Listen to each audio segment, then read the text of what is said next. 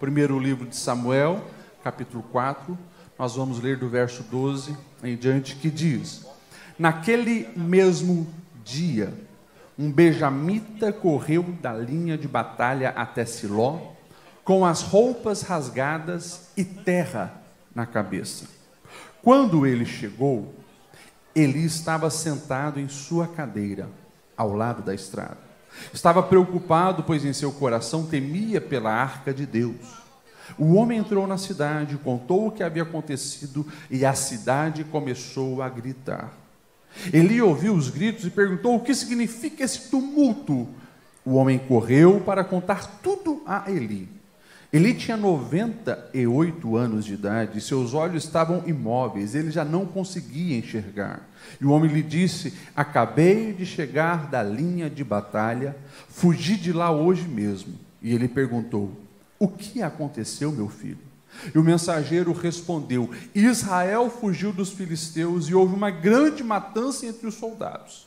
Também os seus 2 filhos, Ofni e Finéias, estão mortos e a arca de Deus foi tomada. Quando ele mencionou a arca de Deus, Eli caiu da cadeira para trás, ao lado do portão, quebrou o pescoço, morreu, pois era velho e pesado. Ele liderou Israel durante 40 anos. A sua nora, a mulher de Finéias, estava grávida e perto de dar à luz. Quando ouviu a notícia de que a arca de Deus havia sido tomada e que o seu sogro e o seu marido estavam mortos, entrou em trabalho de parto e deu à luz, mas não resistiu às dores do parto. Enquanto morria, as mulheres que a ajudavam disseram: não se desespere, você teve um menino. Mas ela não respondeu e nem deu atenção. Ela deu ao menino o nome de Icabode e disse: a glória se foi de Israel, porque a arca foi tomada e por causa da morte do sogro e do marido. E ainda acrescentou: a glória se foi de Israel, pois a arca de Deus foi tomada. Se você puder, vai lá para o capítulo 7, ainda de 1 Samuel. Nós vamos ver um contraponto a essa leitura tão triste que nós lemos. 1 Samuel 7, do 2 ao 14, diz assim: a arca permaneceu em Quiriate Jearim muito tempo, foram 20 anos, e todo o povo de Israel buscava o Senhor com súplicas. E Samuel disse a toda a nação de Israel: se vocês querem voltar-se para o Senhor de todo o coração, livrem-se então dos deuses estrangeiros, das imagens de Astarote, consagrem-se ao Senhor e prestem culto somente a Ele, e Ele os libertará das mãos dos filisteus. Assim, os israelitas se livraram dos baalins e dos postes sagrados e começaram a prestar culto somente ao Senhor. E Samuel prosseguiu: reúnam todo Israel em Mispá, e eu intercederei ao Senhor a favor de vocês. Quando eles se reuniram em Mispá, tiraram água e a derramaram perante o Senhor. Naquele dia jejuaram e ali disseram: temos pecado contra o Senhor. E foi em Mispá que Samuel liderou os israelitas como juiz. Quando os filisteus souberam que os israelitas estavam reunidos em Mispá, os governantes dos filisteus saíram para atacá-los. E quando os israelitas souberam disso, ficaram com medo. E disseram a Samuel: não pares de clamar por nós ao Senhor, o nosso Deus, para que nos salve das mãos dos filisteus. Então Samuel pegou um cordeiro ainda não desmamado e ofereceu inteiro como holocausto ao Senhor. Ele clamou ao Senhor em favor de Israel e o Senhor lhe respondeu. Enquanto Samuel oferecia o holocausto, os filisteus se aproximaram para combater Israel. E naquele dia, porém, o Senhor trovejou com fortíssimo estrondo contra os filisteus e os colocou em pânico e foram derrotados por Israel. Os soldados de Israel saíram de Mispá e perseguiram os filisteus até um lugar abaixo de Betcar, matando-os pelo caminho. Então Samuel pegou uma pedra e a ergueu em Mispá e Sem, e lhe deu o nome de Ebenezer, dizendo: até aqui nos ajudou o Senhor. Assim os filisteus foram dominados e não voltaram a invadir o território israelita. A mão do Senhor esteve contra os filisteus durante toda a vida de Samuel. E as cidades que os filisteus haviam conquistado foram devolvidas a Israel, desde Ecrom até Gate. E Israel libertou os territórios ao redor delas do poder dos filisteus, e houve paz entre Israel e os amorreus. Amém? Pode se assentar. Pastor, que leitura comprida, né? Para que nós venhamos compreender a palavra do Senhor, a gente tinha que fazer essas leituras. Eu não sei se você tem lido a Bíblia com dedicação, como nós todos deveríamos ler.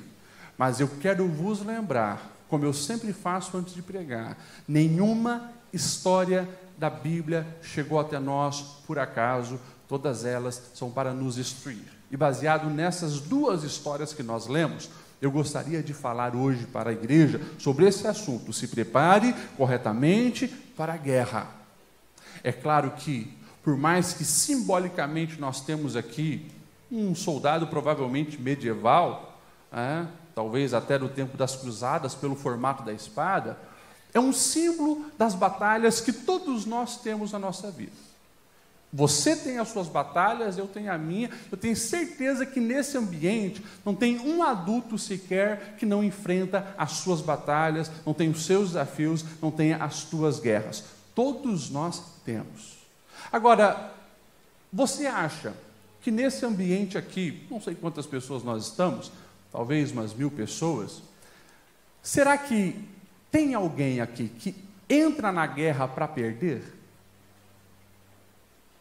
Alguém entra na guerra com vontade de ser derrotado? Você já viu alguém se preparar para uma batalha querendo fracassar? Isso não existe. Nós queremos ser vitoriosos nas nossas batalhas. Nós queremos ganhar, nós queremos vencer, porém, é certo que todos nós já tivemos as nossas derrotas. Todos nós já tivemos os nossos fracassos. Porém, há algumas áreas da vida em que não pode acontecer a derrota. Você pode, quem sabe, ter uma derrota na sua vida financeira, entrar no vermelho. Numa outra oportunidade, você luta, você ganha, você paga as dívidas, você dá a volta por cima. Amém. Agora, quando nós falamos, por exemplo, de salvação, se você nessa vida morrer sem Cristo, não terá outra oportunidade. Se alguém que Deus lhe confiou morrer nessa vida sem salvação, não teremos outra oportunidade. Então, são batalhas que nós precisamos nos dedicar cada vez mais. E buscando as vitórias, olhando para essa realidade desse texto, nós temos muito que aprender. Eu quero aqui, rapidamente, contar um pouco do contexto de Samuel, e nós estamos aqui no capítulo 4 do primeiro livro de Samuel. Se você for lá desde o capítulo 1, você vai ver que o nascimento de Samuel já é um milagre. O profeta de Deus, ele nasceu fruto de oração e clamor da sua mãe. Você provavelmente já leu essa história.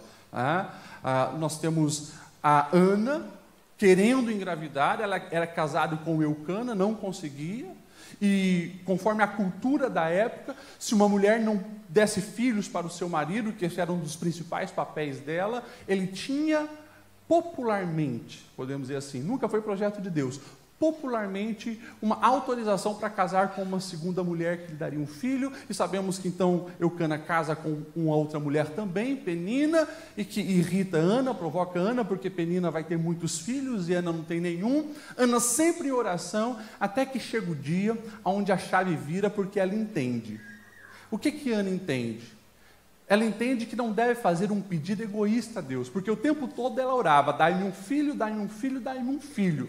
Chegou um momento que ela tem uma experiência tão forte com Deus, que a chave vira e ela diz assim: Senhor, se me deres um filho, então eu o dedicarei totalmente a ti. Porque ela entendeu.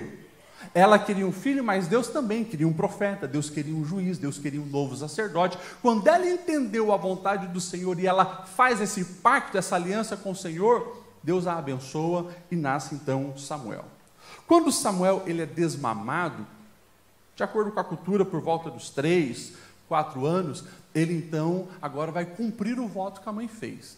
Totalmente entregue. Então ela leva ele para Siló, para ali ser acompanhado pela família sacerdotal.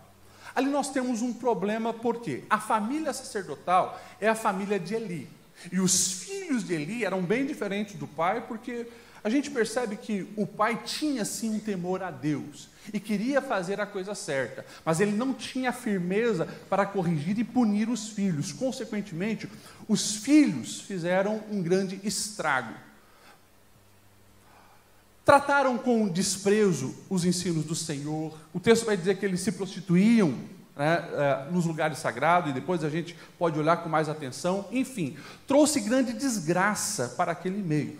Porém, Samuel, que crescia no meio daquela perversidade, ele desde pequeno toma uma decisão. Ele quer servir ao Senhor, agradar ao Senhor e fazer a vontade do Senhor.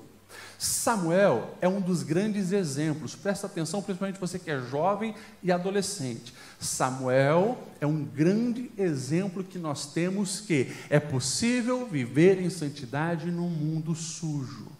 É possível estar cercado por gente fazendo coisa errada, mas pela convicção que você tem na sua alma e pelas experiências que você tem com o seu Deus, você trilhar um outro caminho. E nós vamos ver Samuel escolhendo isso. Ele queria agradar ao Senhor e fazer a vontade do Senhor, apesar que aqueles que eram mais velhos e talvez poderiam ter mais influência sobre ele, não conseguiram contaminar o coração de Samuel. Nós vamos ver, e tem alguns detalhes no começo dessa história muito interessante. Nós vamos ver que Ana, todos os anos, ela ia até Siló para ver o filho, para matar a saudade, mas é interessante porque o texto vai dizer que ela sempre levava também uma túnica sacerdotal para o seu filho. Está lá em 1 Samuel 2, verso 18 e 19. Samuel ministrava perante o Senhor, e sendo ainda menino, vestia de uma estola sacerdotal de linho. A sua mãe fazia uma túnica pequena de ano em ano e trazia quando com seu marido subia para oferecer sacrifício. Aqui tem uma grande lição para cada um de nós, principalmente pais. Você hoje, pai, já está treinando o seu filho para as batalhas que ele vai ter amanhã e também na vida adulta. Nós sabemos, e Ana sabia, que Deus precisava de um novo sacerdote, e ela enxergava já isso no filho e levava para ele túnicas sacerdotais todos os anos. E claro, ela sabe que acontece um processo natural. O menino cresce, então ele precisa de uma túnica nova. É a mesma coisa que Deus faz para cada um de nós. Tem gente hoje que em canções, e muitas vezes na igreja, faz uma oração: Senhor, eu quero viver o seu novo. Mas assim como Samuel vestia a túnica nova, porque a do ano passado já não servia, porque ele estava em desenvolvimento, você precisa entender isso também. Deus derrama um novo sobre aqueles que crescem, aqueles que amadurecem, aqueles que estão em desenvolvimento. Não vive o novo de Deus quem permanece estagnado e não cresce. E claro que eu estou falando isso da tua vida espiritual, eu estou falando isso do teu caráter, eu estou falando isso para a sua alma, que precisa sempre se desenvolver em Deus. Já no começo da história de Samuel, a gente tem essas preciosas lições que jamais devem ser esquecidas no nosso coração. Ana sabia que o menino crescia e precisava então de roupa nova, e Deus faz assim conosco. À medida que nós vamos crescendo, as coisas velhas precisam ser deixadas, a gente vai se desenvolvendo. E o que isso fala? Isso fala de que a gente precisa abandonar algumas coisas velhas para amadurecer na nossa alma, no nosso caráter, na integridade que a gente busca. Enfim, Samuel vai crescendo, a perversidade dos filhos de Eli vão aumentando, e chega um momento onde Deus começa a se revelar para Samuel, e daí o capítulo 3, você conhece a história, quando Deus chama Samuel.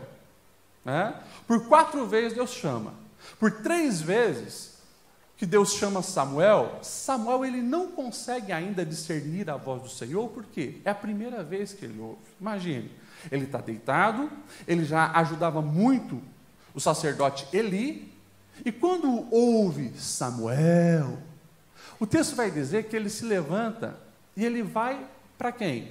Para Eli, dizendo: precisa de alguma coisa, Senhor? Eli diz: não fui eu que te chamei.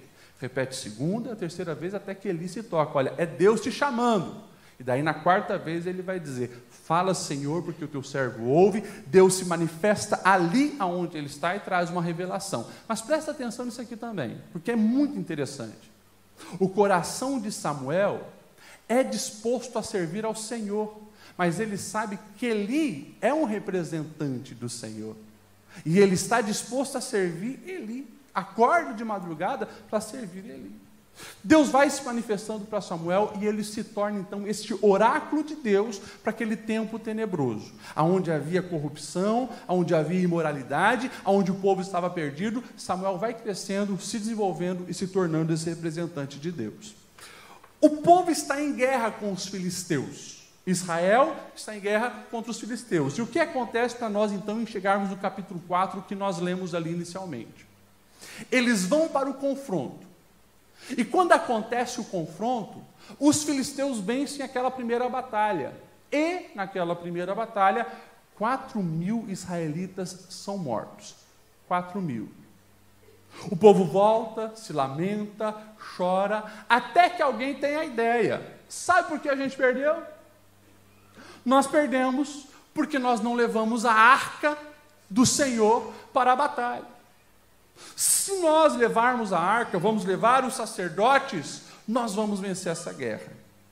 O texto vai dizer que quando a arca do Senhor chega no meio do povo de Israel, eles gritam de felicidade, eles celebram, eles fazem uma festa de um nível tão grande, que vai dizer que o som e o tremor da terra chegou aonde estavam os filisteus.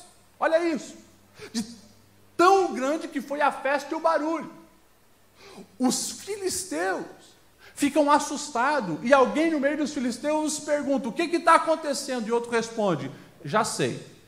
Provavelmente o Deus de Israel, aquele que lá atrás desbaratou os egípcios, chegou no meio deles. Então a coisa ficou feia para nós. Eu acredito que o general dos filisteus, então, ele se manifesta e diz: não permita que o medo domine o coração de vocês, nós vamos para dentro da batalha. E Israel fazendo festa, Israel celebrando porque a arca chegou, e agora Israel vai para a batalha. E a Bíblia vai nos dizer que o segundo encontro foi intensamente pior do que o primeiro. No segundo enfrentamento, nós temos uma matança muito maior. Nós temos mais de 30.000 homens mortos dos israelitas. E aqui então a gente começa a refletir nessa proposta. Como que eu me preparo corretamente para a batalha? Se você gosta de anotar, anota o que eu vou te dizer, ou se não, memoriza na sua mente. Presta atenção nisso. Barulho não vence batalha. O que vence batalha é a real presença de Deus conosco. Você tem as suas batalhas, você tem o teu enfrentamento. Presta atenção. Barulho não adianta de nada. Eles levaram a arca, que, se você olhar lá atrás, na construção do tabernáculo, vai se enxergar de uma maneira muito clara que a arca era símbolo da presença de Deus. Mas não garantia a presença de Deus, porque aquele povo estava tão apegado na simbologia e no objeto, que se esqueceu que Deus não permanece num lugar aonde há pecado, aonde a santidade é desprezada, aonde os princípios do Senhor são descartados. Deus não permanece ali. Eles se apegaram ao objeto, mas Deus já não estava com eles, porque já há um bom tempo eles não obedeciam mais os ensinos do Senhor. 30.000 homens foram mortos. Sabe o que a Bíblia está dizendo para mim e para você? Não adianta viver uma religiosidade de fachada, uma espiritualidade de fachada, porque o mundo espiritual, ele não respeita a aparência. O mundo espiritual não respeita terno, gravata, biblião. O mundo espiritual, ele conhece os detalhes da vida. E o inferno só treme e só respeita quando há um crente verdadeiramente consagrado, que obedece os princípios do Senhor e vive em comunhão com o Criador. Nós precisamos entender urgentemente isso, porque o que tem de crente achando que, por cantar um hino, por memorizar um texto bíblico, por postar coisas cristãs nas redes sociais, está achando que vai ganhar batalha. Que vai ganhar batalha por jargão repetido na vida dos filhos, sobre o casamento, sobre a família. Ei, você precisa entender que a principal arma espiritual que nós temos é o quê? É o nome de Jesus. O próprio Senhor Jesus deixou bem claro: em meu nome expelirão demônios, em meu nome curarão enfermos. Só que entrou no meio evangélico um pensamento tão equivocado, que as pessoas pensam que é declarar o nome de Jesus sem compromisso com Ele. Quando Jesus está dizendo em meu nome, você precisa entender que aqueles que de fato representam a Cristo, é como um embaixador do reino de Deus, alguém que serve, alguém que obedece, alguém que está alinhado com os princípios do Senhor, esse sim tem autoridade sobre as forças malignas. Se você vai ver lá em Atos, os filhos de Cefas, ao verem os apóstolos expelirem demônios, eles também querem brincar com isso. E eles até chegam a citar o nome de Jesus, ao qual Paulo pregava. Os demônios dão uma surra neles. Por quê? Não adianta querer dar carteirada em nome de Jesus se não tem intimidade com Ele. É preciso a oração, é preciso superar o pecado, é preciso viver em santidade, é preciso obedecer a palavra do Senhor todos os dias. Barulho não faz diferença nenhuma no mundo espiritual. Barulho não vence batalha, é só com a real presença do Senhor. E é por isso que nós precisamos refletir sobre algumas coisas que estão acontecendo no Brasil e vem acontecendo nos últimos anos. É triste saber que os números do povo evangélico cresce. Já passou há muito tempo dos 30% da população brasileira ser evangélica. Mas por que não tem a diferença? Porque a sociedade não é transformada, impactada. Justamente por isso. Muito título, muito nome, muito barulho, muito jargão, muita firula, sem o compromisso real em obedecer os ensinamentos do Senhor. E Jesus, quando esteve conosco, ele foi muito claro e direto com os discípulos: quem me ama, obedece os meus ensinamentos. Ponto final. Não é quem me ama canta, quem me ama pula, quem me ama... Tudo isso pode fazer parte, mas se não tem obediência aos ensinamentos do Senhor, é uma evidência gritante que você não tem essa aliança com o Eterno. E nós vemos em tempos tão perigosos que, principalmente nas redes sociais, a gente vê isso bem claro. As pessoas querendo viver a vida, como nós falamos hoje na escola dominical, né? No Egito, pecando, flertando com a malignidade e achando que podem também ser cristãs. Não existe essa opção. Ou é tudo para Deus ou é nada. Ou você é 100% de Cristo ou não. É assustador o que nós estamos vendo. A imoralidade do povo na nação brasileira é assustadora. Se você entrar um pouquinho nas redes sociais de alguns adolescentes que se chamam cristãos, e alguns são influencers, você fica apavorado. Nível de linguagem, nível de música, nível de moralidade, roupas indecentes e assim por diante. Ei, totalmente contra os ensinos da palavra. Não tem como ser cristão e viver uma vida imoral, uma vida indecente. Não tem como você usar um shortinho curto, indecente, com o propósito de atrair as pessoas com um olhar lascivo e achar que pode servir ao Senhor. É barulho. Quando a guerra chegar, os demônios não vão respeitar isso e você vai cair em batalha. Atenção!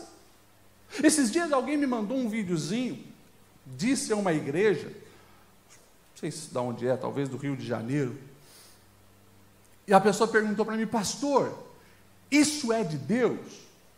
Eu assisti um pouquinho, mas o vídeo, ele era resumidamente as pessoas tocando uma batucada lá, que não dava nem de entender o que falava, e um homem com vestidão girando.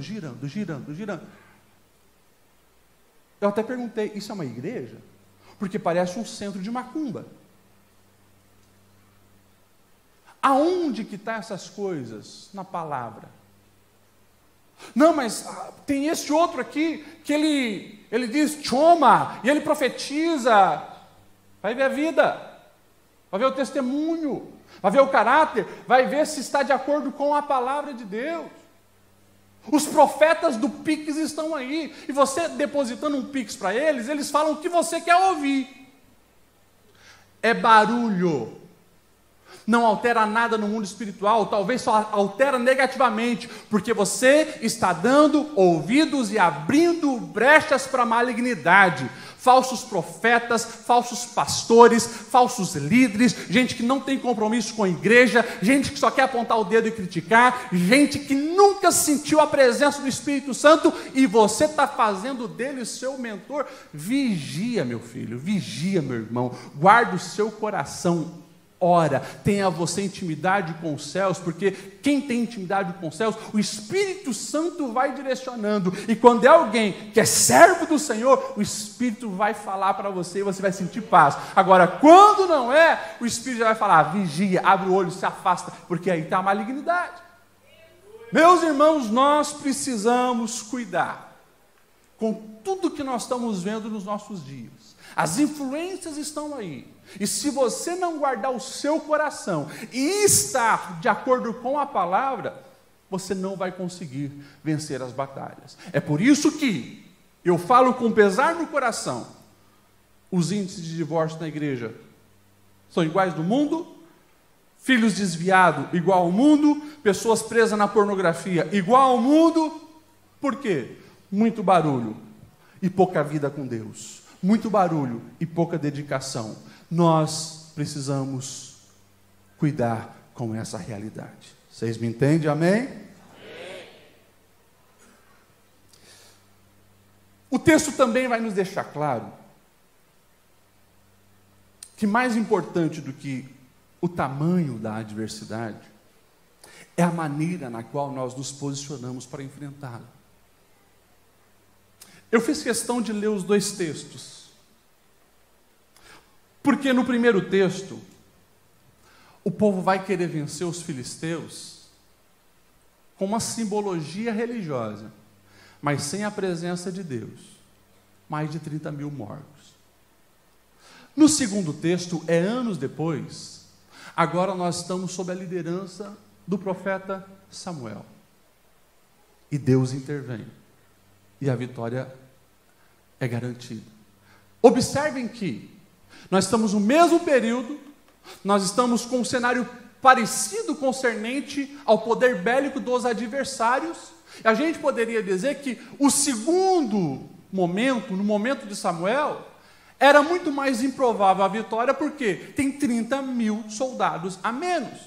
E para você conseguir recolocar 30 mil soldados, não é da noite para o dia. Então, pela ótica humana, a derrota era garantida quando Samuel vai agora enfrentar os filisteus. Mas por que Samuel tem a vitória e os filhos de Eli e aquele povo pecaminoso não teve? A gente precisa observar. É muito claro os textos bíblicos que vão dizer que os filhos de Eli eles eram amantes do pecado, rejeitavam a presença de Deus. Se nós olharmos lá no capítulo 2, e o verso 12 do primeiro livro de Samuel, diz assim: os filhos de Eli eram ímpios, e não se importavam com o Senhor. Já parou para pensar nessa palavra? O que é o ímpio? O ímpio é aquele que não é pio, de piedade. Tem o pio e tem o ímpio. Ou seja, aquele que não se importa com as coisas sagradas, aquele que não quer viver uma vida piedosa, aquele que não quer se dedicar para as coisas do Senhor. Entenda, não estamos falando de outros povos, nós estamos falando de Israel.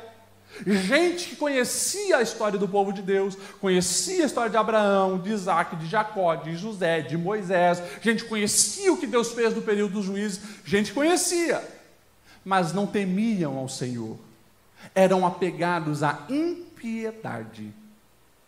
Porque, eu volto a repetir, o que faz a diferença não é o lugar aonde você está, mas a maneira com a qual você se relaciona com Deus.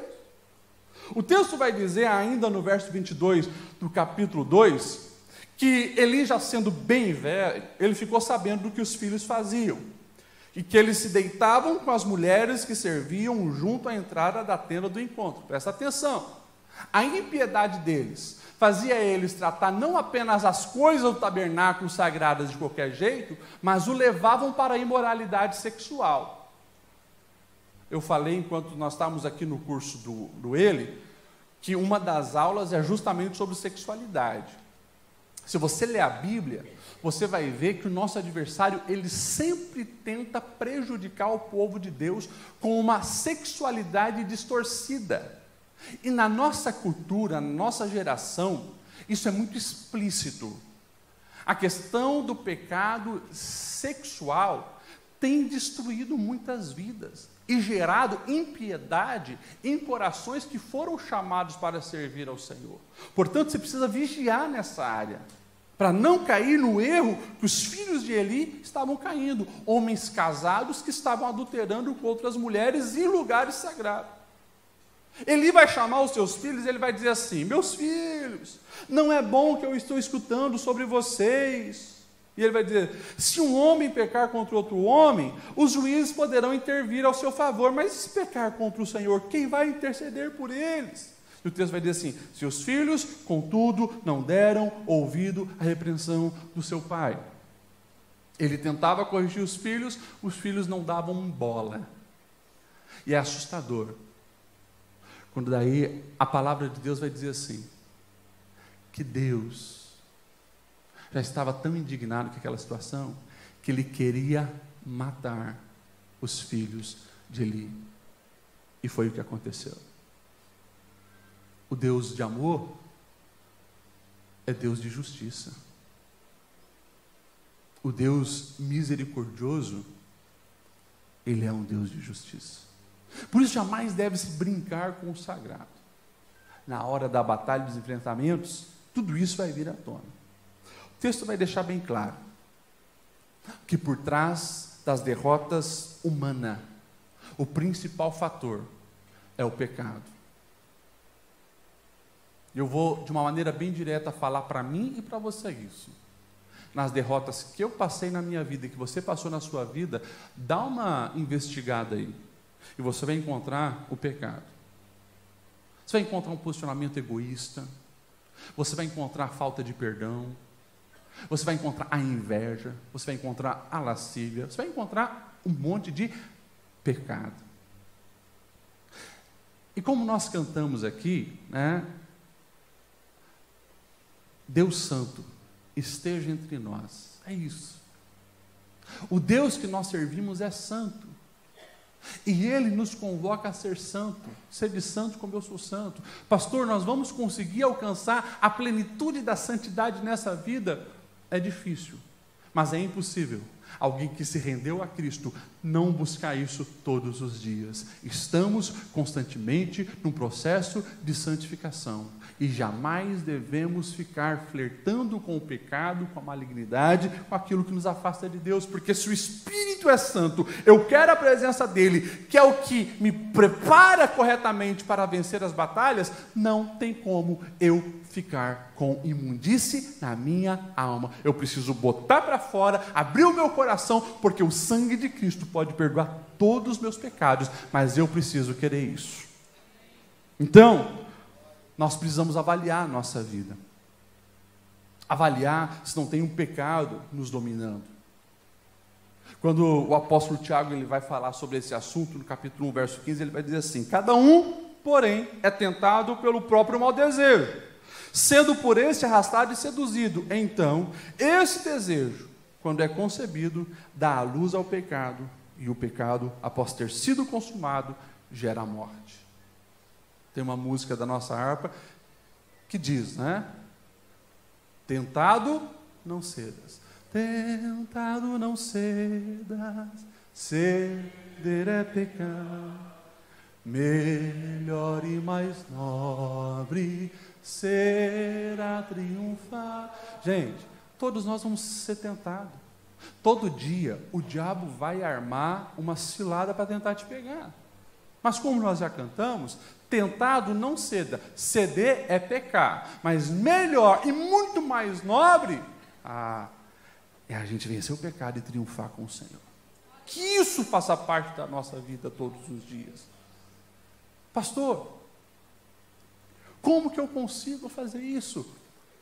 É o relacionamento com Deus. Eu posso ser direto? Posso ou não? Não vence pecado. Enquanto rede social, games, conversa com os amigos, tem mais prioridade do que as coisas de Deus no nosso coração. Você que é assembleiano há mais tempo, você vai se lembrar que os nossos antepassados, eles falavam: o que gera força ao cristão é o nosso arroz e feijão. O que é o arroz e feijão? Bíblia e oração. Bíblia e oração. Gente, eu sei que hoje tem muita gente aí querendo pregar de uma maneira diferente, tem ilustração diferente, ok, que bom. Se é para fazer você entender a mensagem, não tem problema levar um animal de estimação para o púlpito, né? Quer enfeitar a igreja, ok. Não tem problema se é para entender a mensagem. Mas assim, no final, como diz o brasileiro, no frigir dos ovos, é a oração e a palavra que nos mantém de pé. Porque é isso que gera a nossa comunhão com os céus. É isso que faz com que nós venhamos estar em sintonia com o sagrado, com o eterno, ouvindo Ele, nos fortalecendo, tendo direção. A palavra vai iluminando o caminho, nós vamos vendo os obstáculos. Então, escute o que eu vou dizer para você. Se puder, faça esse curso com todos os coaches que você gosta, não tem problema, mas jamais coloque a palavra de um deles acima da Sagrada Escritura. Essa é a palavra que ilumina o nosso caminho.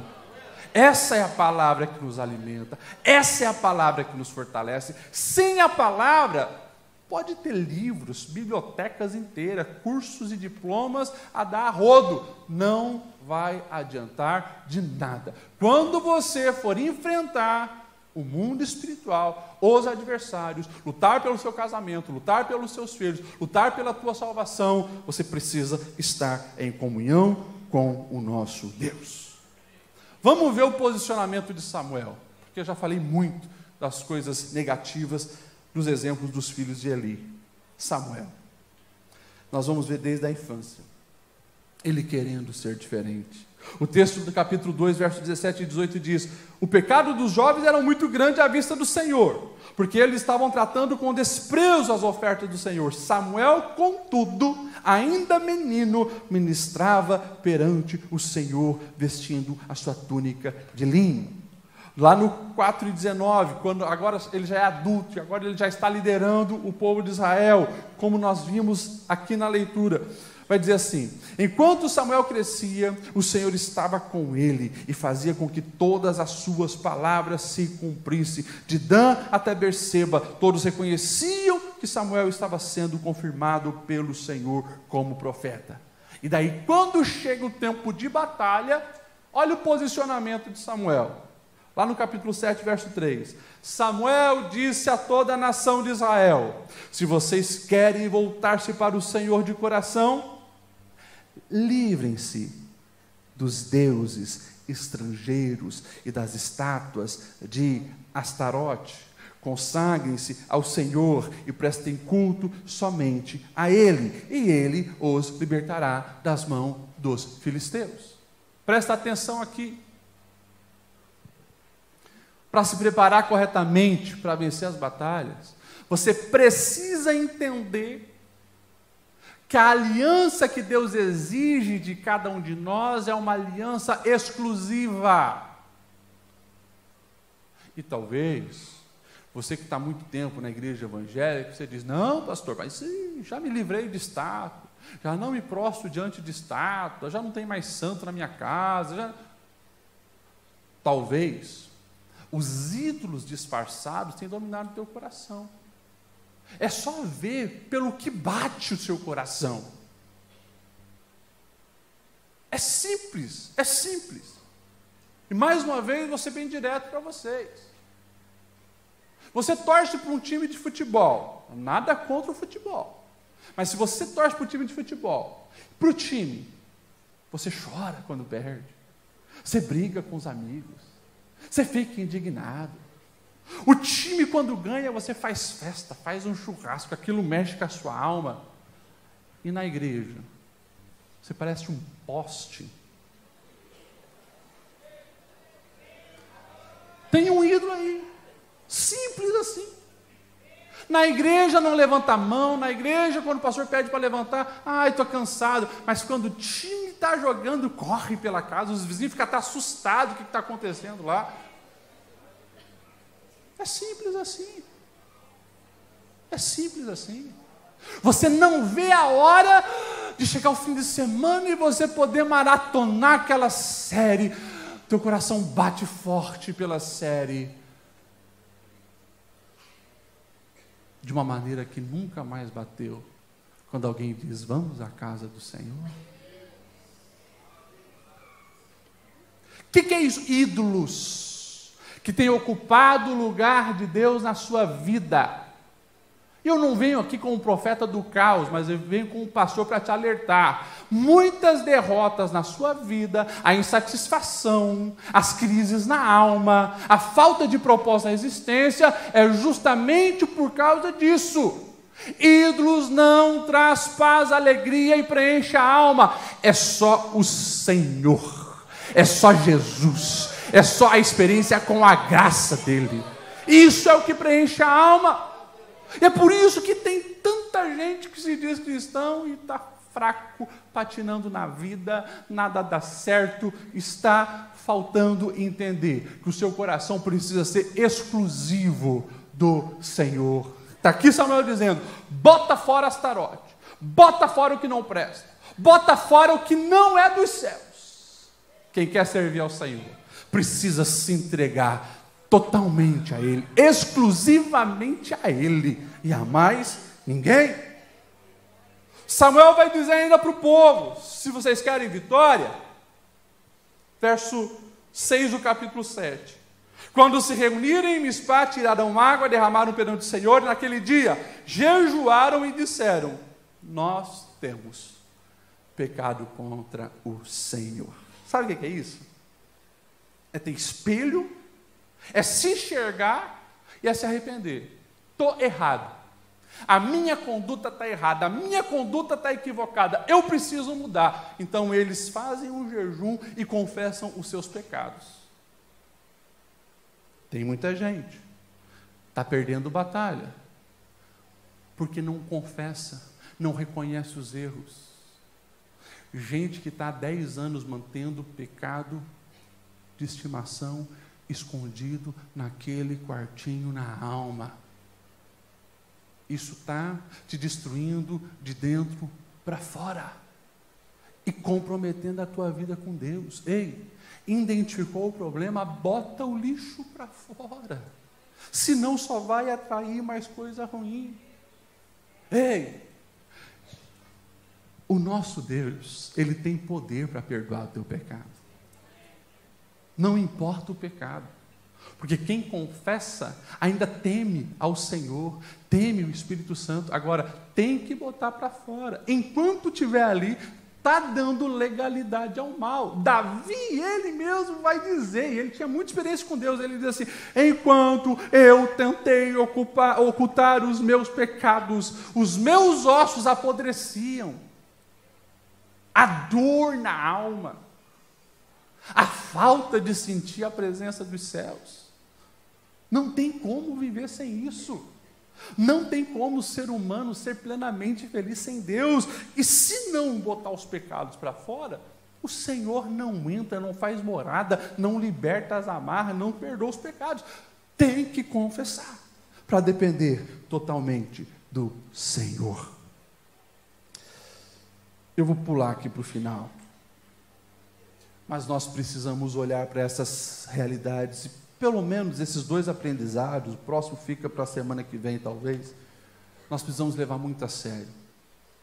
Barulho não vence batalha, é só com a presença de Deus, e mais importante do que o tamanho da adversidade, é a maneira com a qual nós vamos nos posicionar. Se posiciona aliançado com Deus, confessando o pecado, se arrependendo, mas jamais abrindo mão da presença do Senhor. Sem o Senhor não vai ter vitória. Sem o Senhor você não vai viver os propósitos dele. Sem o Senhor, como nós falamos hoje de manhã, a voz de Faraó te confunde. Você se torna um caçador de palha e perde todas as promessas que os céus têm sobre a sua vida. Vamos se colocar em pé para nós orarmos. Eu finalizo com o texto de 1 Samuel, do capítulo 7, verso 10, que diz assim: enquanto Samuel oferecia o holocausto, os filisteus se aproximaram para combater Israel. Naquele dia, porém, o Senhor trovejou fortíssimo estrondo contra os filisteus e os colocou em pânico e foram derrotados. Presta atenção. Eu vou ler de novo, para você não perder isso aqui. Expulsou os deuses falsos, se arrependeram dos pecados e confessaram, e fizeram um momento de adoração, um holocausto. Interessante, o texto está deixando bem claro, enquanto o povo de Israel agora oferecia uma verdadeira adoração ao Senhor, os inimigos pensaram: estão reunidos de novo, vamos pegá-los e destruí-los como a gente fez lá atrás. Mas agora a situação é outra. Agora a situação é outra. Eles não têm mais a quantidade de soldados como tinham, mas ele tem o general dos generais. Eles têm a presença de Deus. A graça do Senhor está naquele lugar. E o texto vai dizer que o Senhor trovejou fortíssimo estrondo e botou os inimigos em pânico. Presta atenção que eu vou declarar isso sobre a sua vida nesse momento. Se houver arrependimento, confissão, restauração do seu altar, é o Senhor quem vai lutar as suas guerras. É o Senhor quem vai desbaratar os seus inimigos. É o Senhor quem vai gerar pânico naqueles que querem o seu mal. Porque quem tem aliança com o Eterno, Ele protege, Ele guarda, Ele blinda, Ele livra do mal.